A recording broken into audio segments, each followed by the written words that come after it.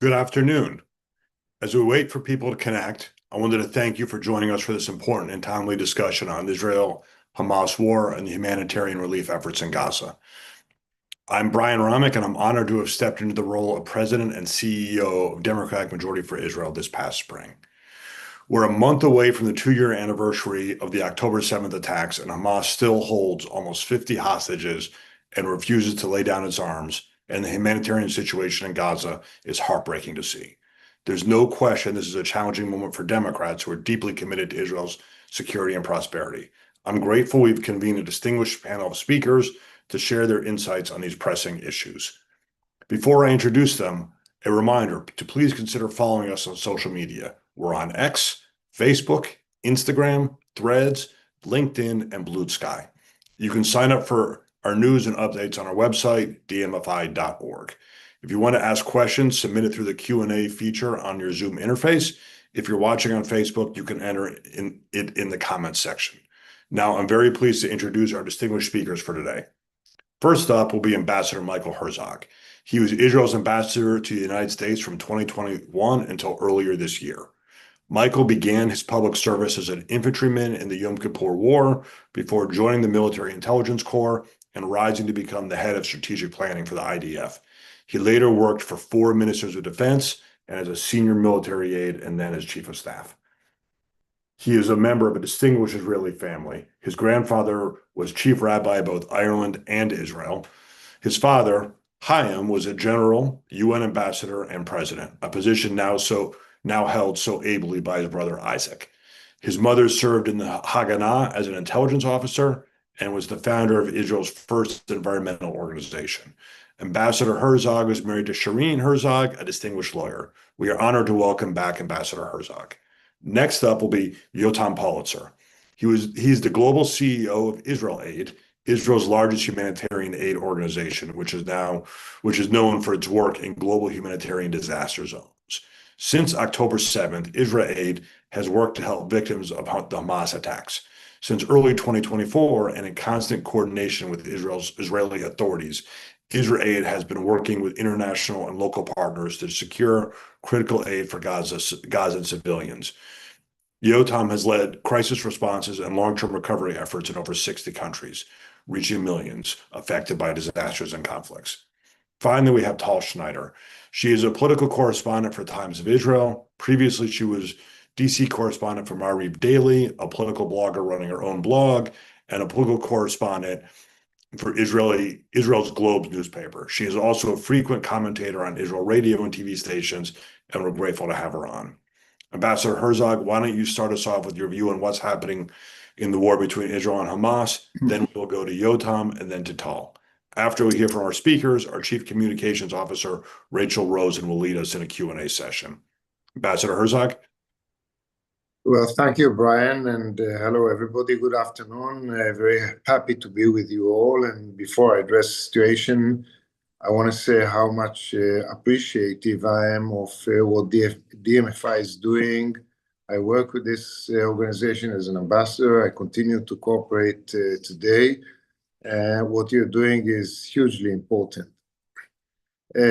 As Brian noted, we are nearly 2 years into this war that began on October 7th. And in a way, what you can see is kind of a cycle that started in Gaza, then developed into a war with Iran and the Iranian axis. First Hezbollah, 2 rounds with Iran, and later a war with Iran. And now we're back to Gaza. And that is because, unlike in the other arenas, Israel is still grappling with how to realize its goals in this war, which was set early on. And we haven't found a way to realize all of these goals. There's some tension between some of them, as I will elaborate. And we're still grappling with the question of how to end the war with a defeat to Hamas and the release of all of our hostages. And this splits our society. There's a huge debate about the policy goals here in Israel. We all agree on the goals, but there is a huge debate about the order of precedence. what weight we attach to each and every element in the picture. And we are now near a junction where Israel is supposed to make a decision on how to try and end this war. And let me elaborate a little bit about the policy debate here in Israel. People tend to look at the political aspects. I don't want to talk about the political aspects of this. Perhaps others will address it. I want to talk about the policy debate, and there is a real, genuine policy debate here in Israel about this question, and let me explain it to some extent. First, when Hamas attacked Israel, Israel early on defined 4 goals in Gaza. One was to defeat Hamas militarily. The other was to remove Hamas from power politically. Third was to make sure that Gaza no longer poses a threat to Israel in the future. And the fourth was to release all of our hostages. With time, as things evolved in Gaza, the tension between the goal of defeating Hamas, including removing it from power, the goal of releasing all of our hostages, the tension intensified to the point that Israel has to make a decision about the order of precedence. And there is a real policy debate about this between those who say the supreme value is to release all the hostages, and then we can deal with Hamas. We all agree that we have to remove Hamas from power. We don't want to see Hamas ruling Gaza or creating further threats against the state of Israel. But in terms of order of precedence, there are many, I would posit the majority of Israelis who think we have to prioritize that, do it first, release whoever we can, and then go back and deal with Hamas. On the other side, there are people who say that if we end the war with Hamas standing, that would not constitute a victory for Israel. It would erode our deterrence, even though we beat Hamas, we beat Hezbollah in Iran, and that it is not a given that Israel can resume the war in Gaza at will whenever it wants to do so, because international patience and American patience with the extent of the war in Gaza is such that might cut us short. And we do hear occasionally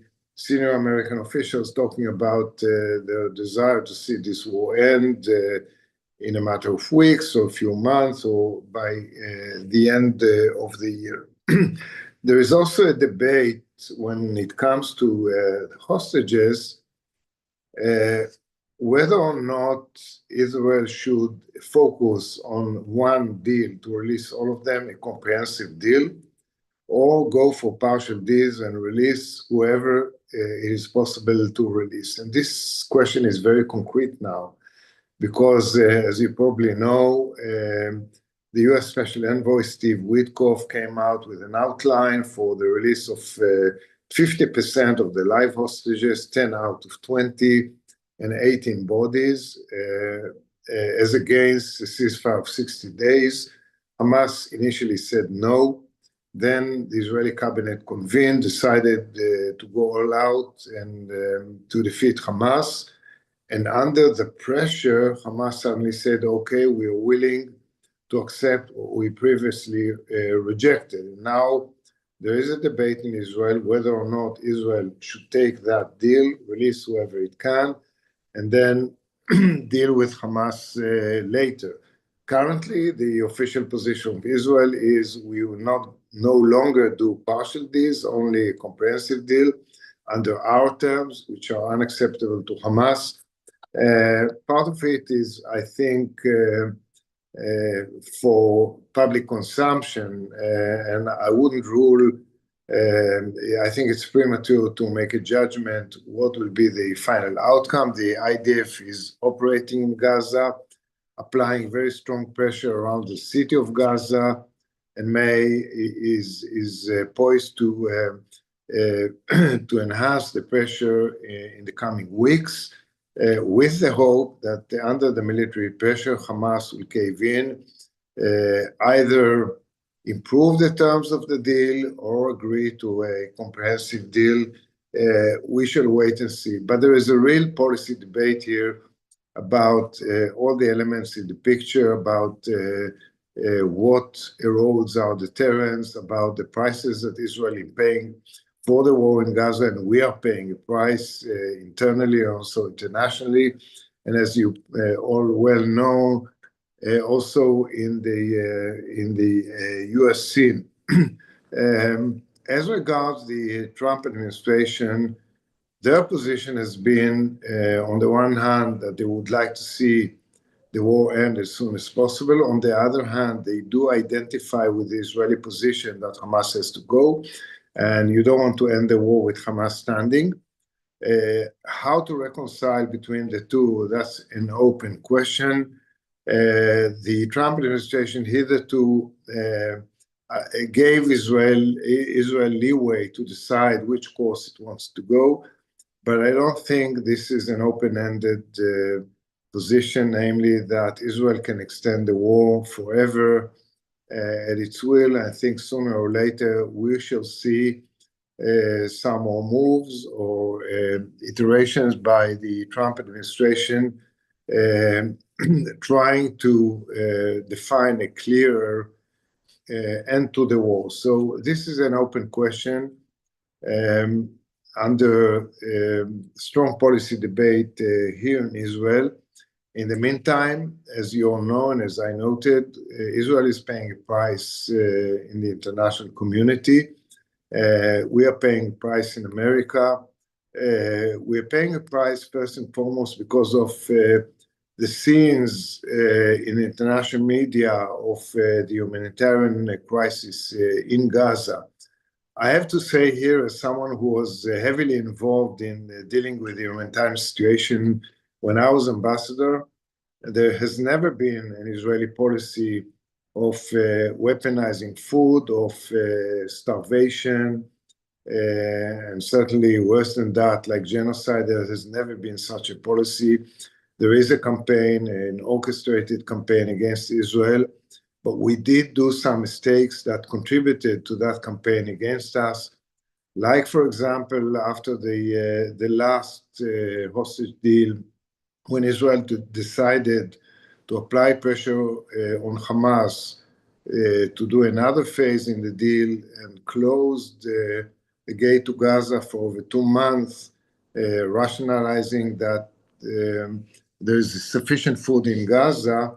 That was a mistake that inadvertently contributed to the campaign against Israel. But you know, one photo is worth more than 1,000 words. No matter what we say, what people see on TV or in social media has an impact, and we feel that impact.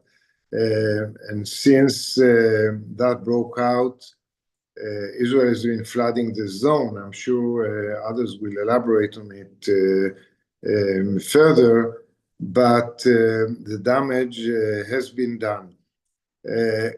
Whatever that may be, I think I just want to emphasize one point, which is when it comes to providing Israel with the necessary tools to fight and win the war, certain munitions or weapon systems, I think this has to be insulated from the overall debate. I think it is a mistake to punish Israel by cutting aid just because you disagree with this or that element in the Israeli policy. And I've been working against it when I was in office and after I ended my term, and I urge all of you to do the same.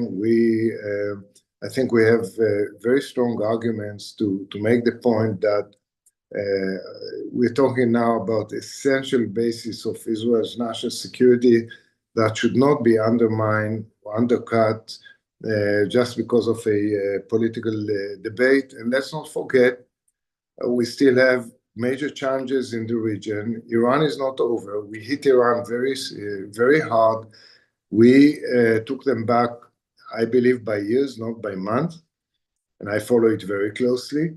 But the challenge is still ahead of us because they have residual capabilities, they have motivation, they have the know-how, and when they try to reconstitute their capabilities in terms of their air defense or missiles, certainly in the nuclear field, we may have to take military action, and the war with Iran is not over. So let's not forget that when we discuss Gaza. For lack of time, I will stop here and open for Q&A. But again, I want to thank you all for what you're doing.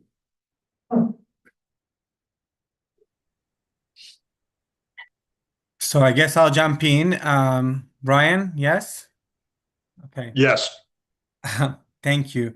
Thank you, Ambassador. My name is Yotam Polizer, and I'm the CEO of IsraAID. For those of you who don't know IsraAID is a non-governmental. Some people think that we are the Israeli version of USAID, but in fact, the Israeli Ministry of Foreign Affairs has another agency called Mashav, and we are non-governmental and non-political. And the vision behind IsraAID was to be sort of the humanitarian wing of the startup nation, and to work anywhere but Israel. And what we did for the last 24 years was to work in 64 countries, including, by the way, countries that don't have diplomatic relations with Israel. I personally led missions in Afghanistan to help Syrian refugees. We had teams in Iraq supporting Yazidi survivors of the ISIS genocide. But we have never worked in Israel or in the Palestinian context until October 7th. And in the morning of October 8th, we launched our largest emergency response today to support 16 communities in the South who went through the October 7 massacre. And we sort of took all the expertise that we had from 64 countries and brought it back home to manage a large-scale refugee crisis, for lack of a better term. We had almost 300,000 people internally displaced.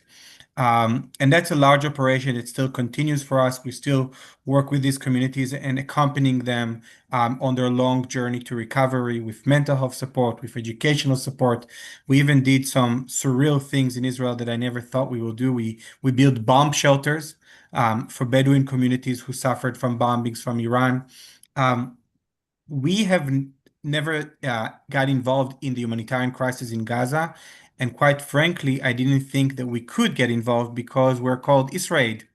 And we like to be boots on the ground. That's how we operate anywhere we work. And I thought that we cannot get involved. And I was watching the humanitarian crisis unfolding. But then in April of 2024, one of the darkest days of the war, and there were a lot of dark days, was a day when the World Central Kitchen workers were accidentally killed in a terrible tragedy by the IDF. I'm sure I know, Ambassador, you dealt with it with your capacity. And we've worked with World Central Kitchen around the world. We just hosted Jose Andres in Israel 2 weeks ago, the chef. We were actually at the president's residence with him. And it was a terrible tragedy. I lost 3 people that I used to work with in Ukraine and in Puerto Rico. And that was the moment for us that we decided to get involved. And we realized that actually our Israeli position is the key because we're probably the only organization that understands both Israel's security concerns and the humanitarian needs on the ground. And since then, we've been working quietly with aid organizations that are vetted and trusted by Israel to help them facilitate aid into Gaza. And I guess we'll touch upon it later, but following up on what the ambassador mentioned about the current situation on the ground. I think what people forget when they talk about the humanitarian crisis in Gaza is that the need to balance between Israel's security concerns that are real, and we all saw how real they are on October 7th, and we continue to see how real these concerns are every day when we still have 48 hostages in the tunnels in Gaza, and the humanitarian needs of the civilian population in Gaza that are also real.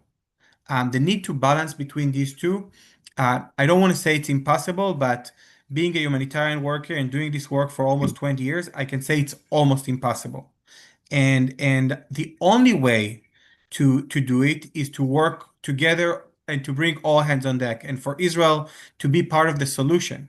Um, I can, when people ask me what is the difference between Gaza humanitarian crisis and other war zones around the world, I say there's one major difference that I think is very important to understand. In the cases of Ukraine, Afghanistan, Syria, Iraq, all these other war zones, the civilian population was able to flee for the most part away from the main fighting zone. So in Ukraine, they went to Poland, Western Europe, or even Western Ukraine, far from the Russian border. In the case of Iraq, most of the refugees went to the Kurdish region. In the case of Syria, they went to Jordan, Lebanon, Turkey, Greece, which is where we supported them in different ways. And in the case of Gaza, people cannot leave. And that's creating a very almost impossible situation where the fighting zone and the civilian population are all in this one condensed area. Today, the situation is not good. I mean, Ambassador mentioned we are in a much better place today than we were a month ago or 2 months ago. And 2 months ago, we were still feeling the deficit of the lack of aid that came as a result of the policy not to allow any aid in for 2.5 months between early March, when the ceasefire collapsed, until mid-May. And then, as everyone knows, the Gaza Humanitarian Foundation mechanism was introduced, and the idea was to separate Hamas from the civilian population and to deliver aid directly to the people. The idea was very important and made a lot of sense, but it was extremely challenging to introduce this new idea after such a long period when no aid was coming in. And it was pretty clear for the people who was running GHF at that time that it will not be able to supply enough aid for the whole population. So what we advocated for very strongly, and finally it was accepted in early July, was that we will have parallel mechanism to bring in aid, both from the GHF, the Gaza Humanitarian Foundation, but also from the UN, the World Central Kitchen, the other NGOs. And then the government made the decision to flood the zone. Um, and we are already seeing an improvement. So, and how do we know there's an improvement? In different ways. One way to measure is to see the prices in the market. In early July, 1 kg, about 2 pounds of sugar, was almost $200. Today, we are in early September. The prices dropped more than 90%, so it's about $15. Still too expensive, but much, much better than before. Flour, rice, similar drops in the prices. But we still have a long way to go to improve the humanitarian situation. And when we think about the current crisis in Gaza, we need to understand a few things. One is that when you reach severe malnutrition, and I do believe that we reach severe malnutrition in some pockets in Gaza, only rice or bread or sugar is not enough. You need nutritional supplements, you need vegetables, you need vitamins, and that's a big effort that we are doing with some of the trusted partners that I mentioned. The other thing that is very important to remember, and especially as we're seeing, the potential military operation in Gaza City, that there's a need for shelter, there's a need for more medical care facilities, there's a need to provide access to clean water. The Israeli government, with the international community, is taking a lot of stages. And I think what people really don't know, and I think it's a very important message, is people don't know. We all hear the blame game on the media, right? From all sides. But what people don't know is how much actual work and collaboration is being done on a daily basis between Israel and the humanitarian community. Um, and right now, I think the key message is, number one, there is an actual humanitarian crisis. Number two, we have to stop the blame game. Number three, the only way forward is for everyone to work together and for Israel to be part of the solution and not be seen as part of the problem.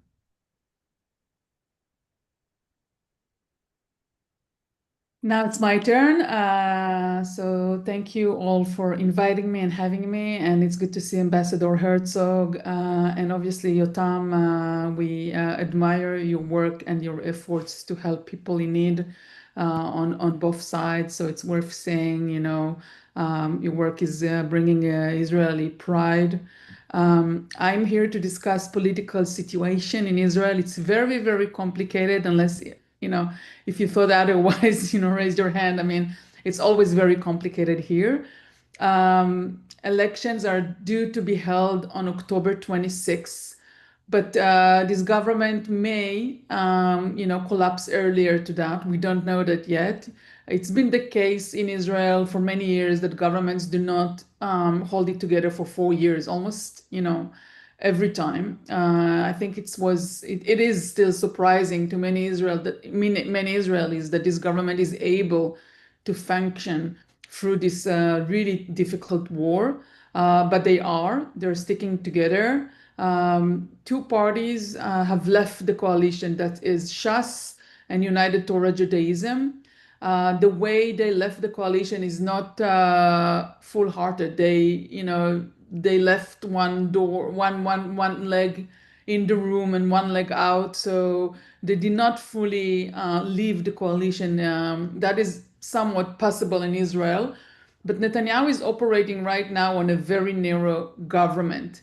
And with that narrow government, he is entering to one of the most complicated and most controversial, phases of the war, which is the taking over of the Gaza City, as opposed to Gaza Strip, which Israel already controls 75% of the Gaza Strip. Gaza City used to be the biggest city in the northern area of Gaza. It was, 1 million people.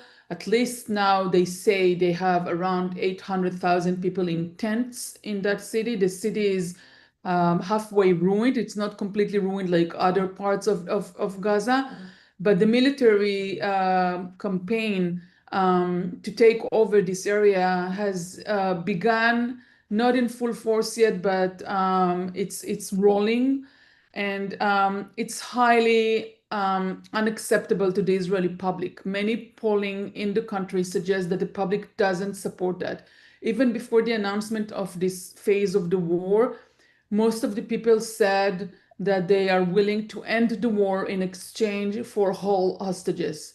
When we say whole hostages, we mean 48 people, 20 of them alive, maybe 21, but probably just 20 alive. And with President Trump saying over and over again, it may be less than 20, we heard from our intelligence sources that it's still 20. And the rest of them were murdered in captivity or during the day of the massacre. And as you all probably know, it's very, very crucial in halacha and in this country DNA that all of them will be brought back live or unfortunately dead. So this is the demand of the Israeli public from its government. They say you can end the war in exchange for all hostages, but they don't stipulate what do you mean by ending the war. And Netanyahu is completely unwilling to end the war. So politically, I mean, this is not supposed to be a political question, but it's became a very political question. And the reason that two parties, Shas and United Torah Judaism, both ultra-Orthodox, left the government is unrelated to the war. They left the government because of the draft, the mandatory draft. And so right now we are in a situation when those two parties are unwilling to participate in governmental, in the coalition actions, such as, for example, the most important coalition action, passing the budget. If they don't pass the budget by December 31st, 2025, then we have what you call in the United States a lockdown. It is a country without a budget. And then in Israel, since we don't have a constitution and we don't have any other protection under the law for the citizens, then if you don't pass a budget, the government falls. And this is the reason I mentioned this government maybe will not go all the way through to the end of 2026. It may end by the end of this year. They can get an extension and maybe end it by the end of March. But probably elections will be held on June 2026, or as I said, the latest, which is October 2026. So anyhow, you're going to have, this is an election year. We are entering to the phase of election. It may take 13 months or less than that. And when you look at the polling, what is expected from the sides, you have the former Prime Minister Bennett joining back in, and others leaders that are trying to get engaged with the public. I just want to say two more things before I'll wrap this up, is that the day after solution for Gaza, obviously all of those topics, the draft, the war right now, the soldiers that we are losing, the humanitarian situation in Gaza, and of course what we call the world, the international community situation, which is very, very bad, maybe the worst we have seen since Israel, since 48 actually. And what's going to take place inside Gaza after the war will end. All of those things are on the table in the public discourse day and night.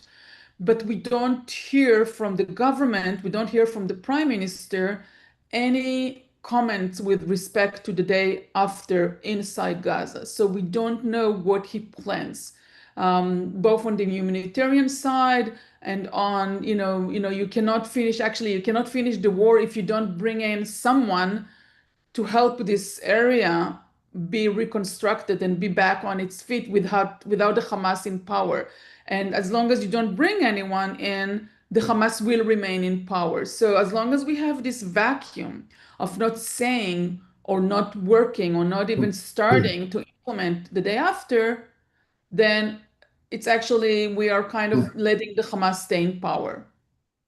I didn't look at the clock. Should I continue or go to the question and answer session? I'm not sure.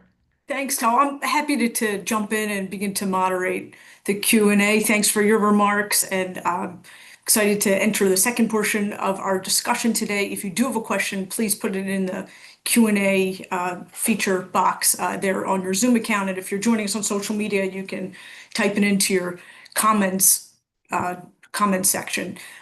Thank you so much. We have a number of questions, and I'll try to get to as many of them. My first question, I'm going to direct to Ambassador Herzog, and then to Tal, if you want to weigh in. It's a question from Lisa, and the question is, are Prime Minister Netanyahu and the cabinet taking seriously warnings of President Trump and concerns of world Jewry and the international community about the impact of the war and the pending Gaza operation on Israel's current and future standing in the world? Clearly, this is a serious strategic threat. Do you think President Trump should be using more leverage with the government of Israel? Ambassador? Yes, everybody in Israel noted what President Trump said about Israel's standing in the US and globally. I believe this is a very serious issue because the damage to Israel's standing, to the image, is a very serious one. I feel it across the globe, and someone who is in close touch with many in the US and still operate in the US scene. I think this is a very serious development that our government should pay more attention to. I believe that the thinking within the government is that first, we have to defeat Hamas, then we'll fix everything else. We cannot end the war with Hamas standing after October 7th, because that would erode our deterrence. And we have to defeat Hamas, and then everything will fall into place. The problem is that the war is dragging on and on. We are nearly 2 years into the war. It's not clear how and when this war might end. Israel made several mistakes along the road, and I can attest to it as someone who's been there. But I think the first problem was that we underestimate the challenge inside Gaza. We're talking about the strongest underground military terror complex in the world, with nearly 400 miles of terror tunnels. And I think all of us, the IDF and the government, underestimated the challenge and how long that might take to deal with it. And now we are 2 years into the war. The government has decided to launch a major operation in the city of Gaza, as Tal mentioned. and the IDF is saying this will take months. So when exactly are we going to end the war? It's not clear. And if there's no quick end to the war, then the damage to Israel's image is going to exacerbate. And I think this is a very, very serious challenge. I'm not one of those who is hoping that external pressure will convince our government to do certain things. I hope the government will come to the right conclusion. But as Tal mentioned, it is true. The majority of Israelis would like to prioritize the release of all the hostages over everything else. And defeating Hamas completely can wait. First, we need all of them back home as soon as possible. We have 48, 20 live hostages. They have to go back. Thank you, Ambassador. Tal, is there anything you wanted to add? Yeah, I mean, talking to foreign ambassadors that are, based in Israel, they all say, I'm talking from Western countries, not the United States, they all say that they have no leverage on the Israeli government. They came to that conclusion a while back that the Israeli government doesn't listen to any type of warnings that are coming from all of those Western countries. And so that is the reason you see right now in the General Assembly, and in 2 weeks you're going to see announcement of a Palestinian state and other measures that are being taken because they have come to the conclusion that they have no influence anymore on this government. Having said that, if you look to the United States, this is one thing I've learned from covering Trump first term and second term, because we follow and we cover that. One thing I've learned is not to always listen to the nuances of what he says, not to listen to that, because sometimes he just say things, but to look at what he does, to look at his actions. And when I look at his actions, he is giving a full support to this government for the military campaign or military operations or military actions. But he has one thing is he wants this government to do, and that's the humanitarian aid. But other than that, if you look at his actions, he is not willing to put any brakes, so far. So, look at his actions. So far. I think it has, sorry? So far. Right. So far. Obviously, he can change his mind, but as we've seen right now, both in Iran and in Gaza, and actually also in Lebanon, he gave Israel, he gave Netanyahu the permission to do whatever he thinks is right on security issues.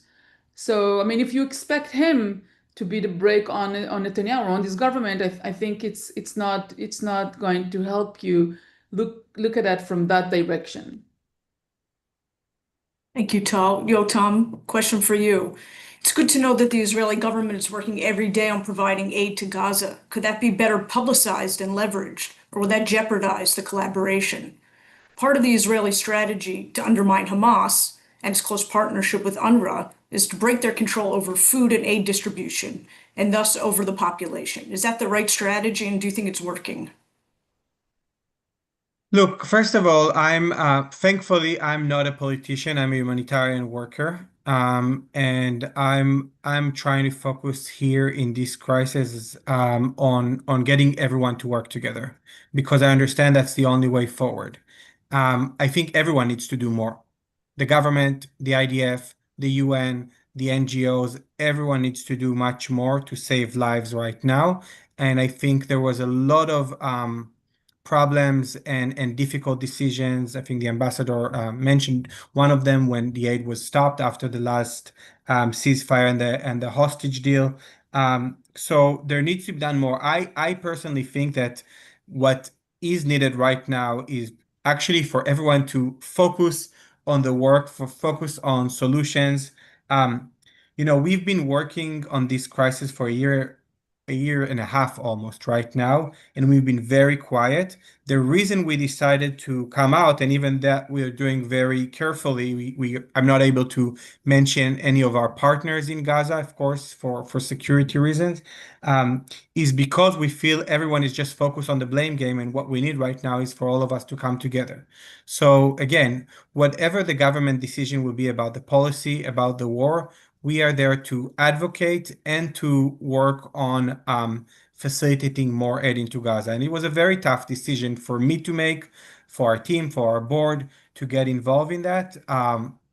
But I strongly believe that that's the only way forward. And I'm not sure about the government publicity, but for us right now, and I think for this audience here, for DMFI and for our partners in the US, on both sides, the Democratic and the Republican, it's so important to know that there are Israelis who care, and there are Israelis who work on this, and that it's an open invitation to invite, and we're seeing more and more people in the Jewish community joining this effort. And I think what we are providing them is sort of a kosher stamp that it's okay to care about the civilian population in Gaza, that it's the Jewish thing to do, it's the Israeli thing to do, and that hopefully will help save lives and also build bridges between Israel and the world that are so desperately needed right now.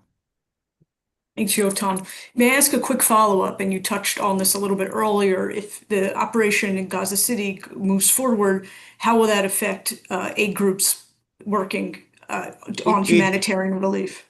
It means that it's going to be even more challenging, and that the needs will grow dramatically. And therefore, our agenda, which is to make sure everyone works together to save lives, will be even more important. I mean, it means that we will have, if the full operation is going underway, and we know it's somewhat underway right now, probably Tal and Ambassador Herzog will know better than me, but we will talk about another almost 1 million people who will be, again, internally displaced. And by the way, many of them have been many times internally displaced during the course of the last 23 months.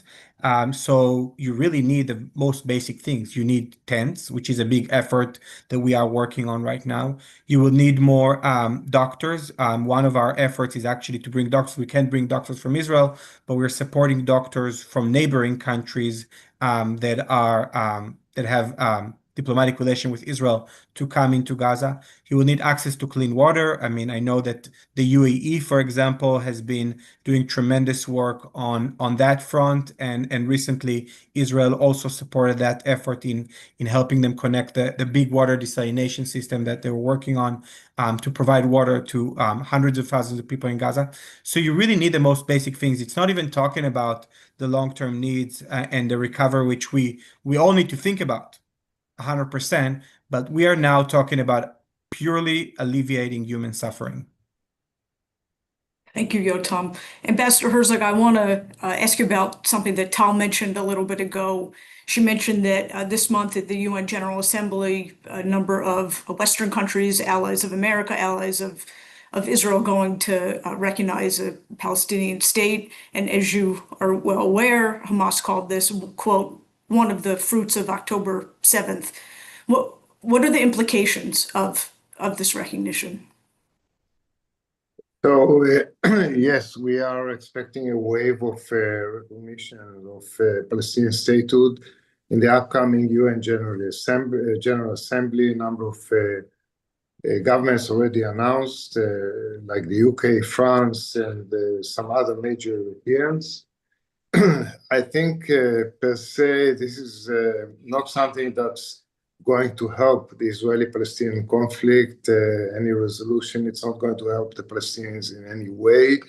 I suspect that it's mostly about punishing Israel over policies they disagree with. It's more political. It has to do also with domestic politics. But it's not something that's going to contribute to Palestinians. I've been involved in Israeli-Palestinian negotiations for decades.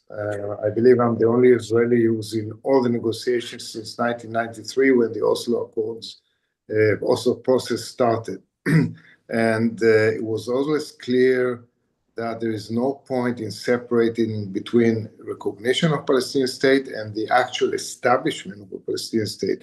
So recognizing a state politically without all the contours present there, without establishing the state, is not going to help anything.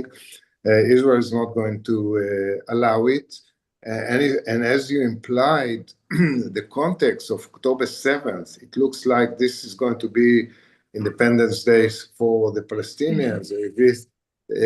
This is like the illegitimate child of October 7th is something that the overwhelming majority of Israelis reject. I don't know exactly what our government is going to do in response. There's talk about potentially annexing some parts of the West Bank, which again is not going to help our situation regionally or internationally. I think it's going to undermine the prospects for normalization with Saudi Arabia. We just heard the UAE announcement the other day declaring this a red line. It's not a good situation. I'm hopeful that the US administration will talk to the Europeans, the major Europeans, and get them either to withdraw that initiative or at the minimum to talk about recognition with conditions, not unconditionally. I mean, the PA is obviously unprepared for statehood. The PA is a weak, dysfunctional, and corrupt entity.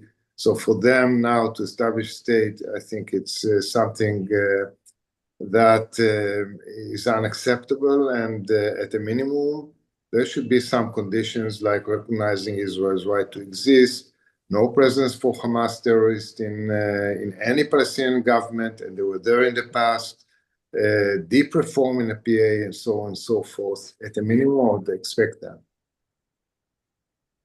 Thank you, Ambassador.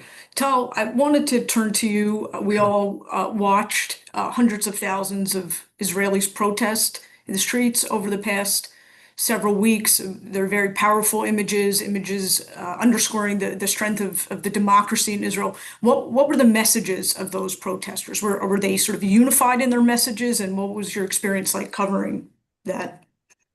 Yeah, I mean, protests here, they go on for a long time, but right now there is a wave of protests to support the families of the hostages. Some of the strongest presentation were done in the last couple of days. As I said, also not only on the streets, but in public opinion and public polling, you have this very strong sentiment of support for the families, and people want to see the hostages out. This is like the top issue, the big obsession of this country right now. So I mean, there were some also violent events in the last 48 hours coming on behalf of people who are opposing the government, and the government is doing taking a lot of steps to limit, to curtail those demonstrations.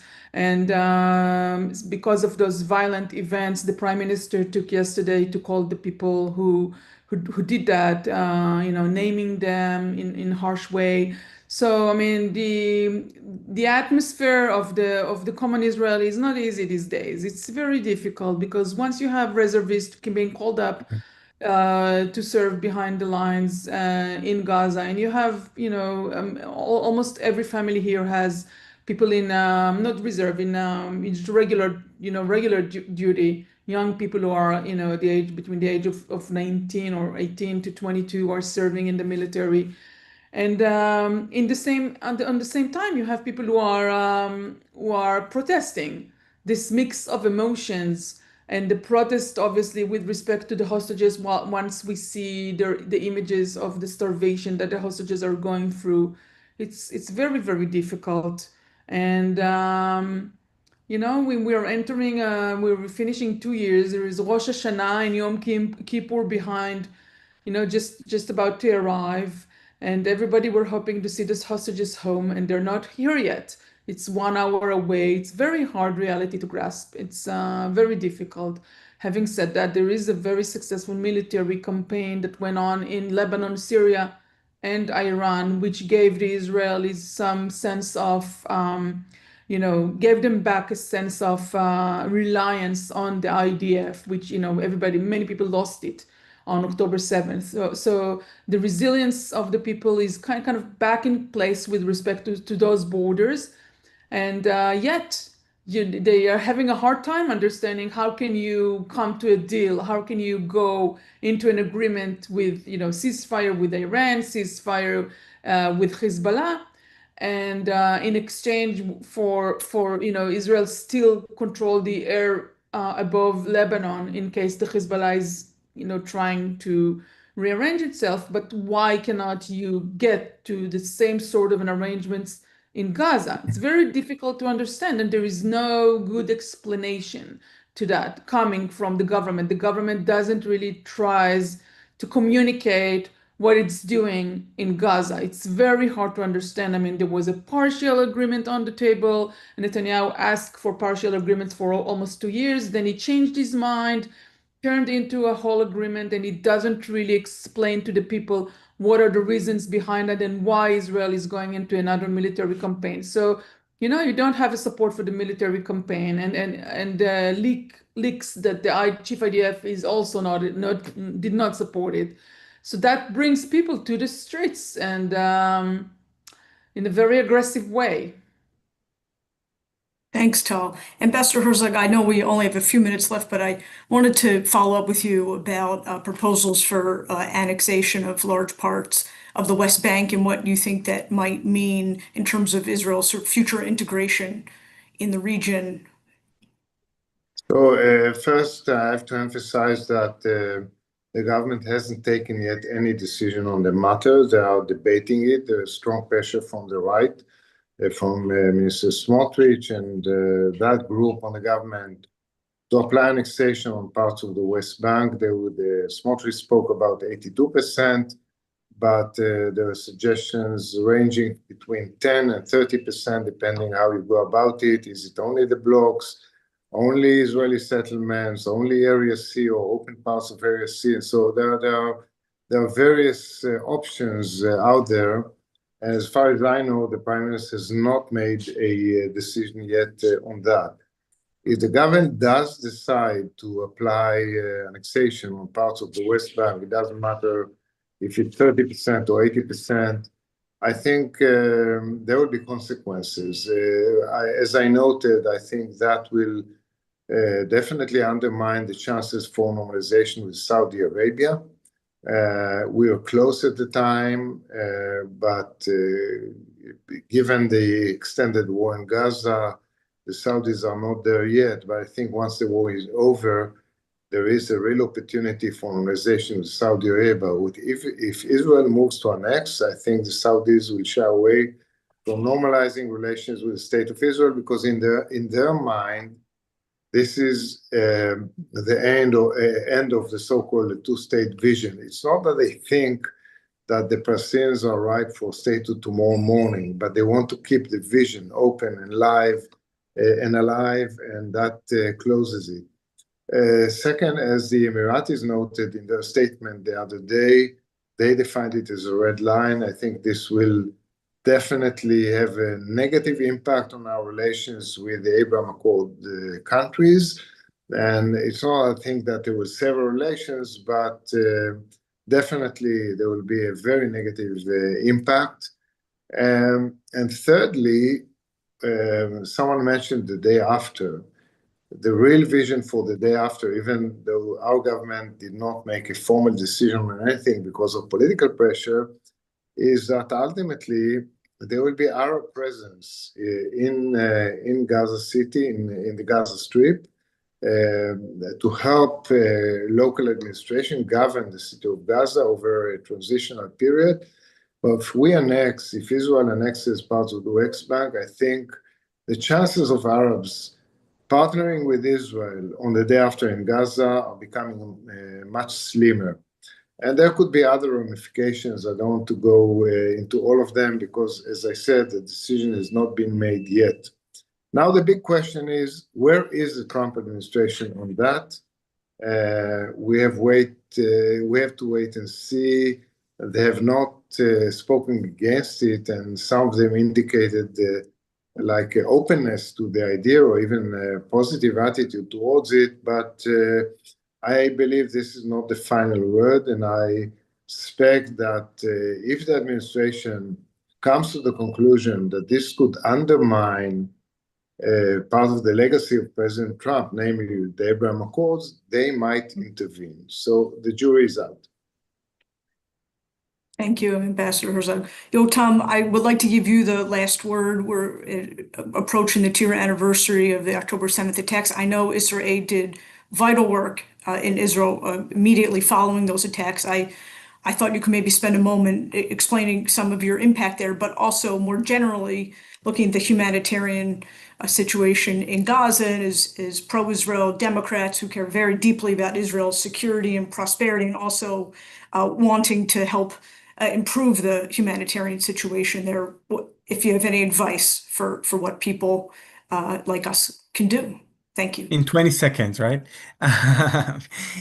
Look, I think, first of all, about the situation in Israel. We don't usually hear good news, right? It doesn't reach the media, and then in general, it's a very dark time, and we have our 48 hostages, which we are all thinking about every day and every night. There are some good news. So in Israel, one of the good news that we're seeing, and we're working on it very intensively, is in the north. I'm actually from the north. My parents are from a small moshav not too far from the Lebanon border. The feeling there, and again, I'm saying it with all the cautious, is that it's safer and people are starting to go back in big numbers. About 3 months ago, only 40% of the people who were on the Lebanon border were back, and now we're almost at 80%. So people are going back to their homes. People are rebuilding their lives. Families of children, the schools are opened. People are feeling safer in the north. So that's some good news.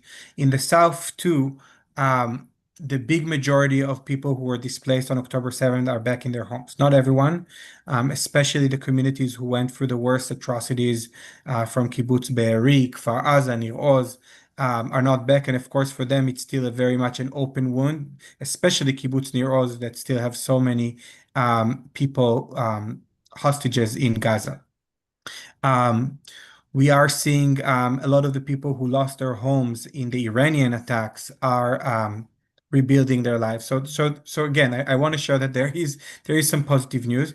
I also it's the time it's the material for a different webinar, but the situation with Lebanon and I think to some extent with Syria is also brings some hopes for the day after, for the regional day after, and the opportunities and the hope that could come. And again, we are on the humanitarian front, but we totally see how our role could be not only in Gaza or in Israel, but also in places like Lebanon and Syria in long way to come. And maybe just to finish with a quick story that gave me some hope related to Gaza. You know, when we started this work, I was mostly concerned about what the people from the kibbutzim, what the people who went through the October 7 massacre would think.